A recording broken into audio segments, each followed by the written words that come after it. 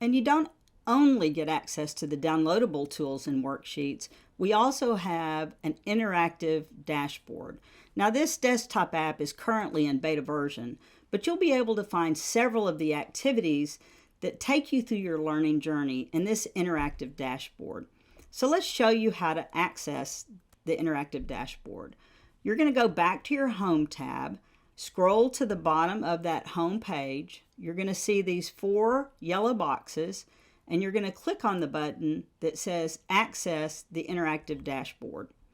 This is going to bring you to a login screen, and you're going to enter your email address that's associated with your current university program.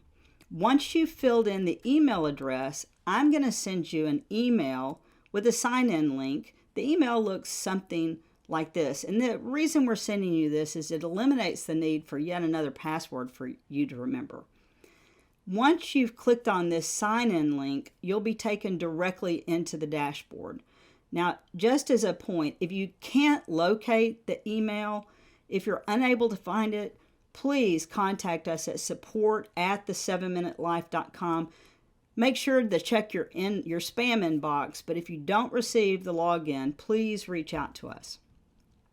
Once you're brought to the dashboard of the interactive desktop application, it's going to look something like this. It'll have a lot of the activities that you can complete directly in the dashboard. And so let's take a look at the morning routine. When you click on the green button in the top left, you'll see the morning routine. The morning routine of the 7-Minute Life will see a counter of 7 minutes counting back, where you can think through 3 things that you'll see in the gray bar. You'll begin to create a to-do list of what you need to accomplish that day.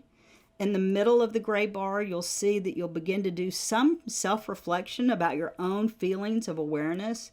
And you're also going to take a quick look at your goals so that we can make sure that your to-do list is actually aligning with what you want to accomplish. In the evening, you're going to click on the green evening routine button, and you're going to see a screen that looks like this.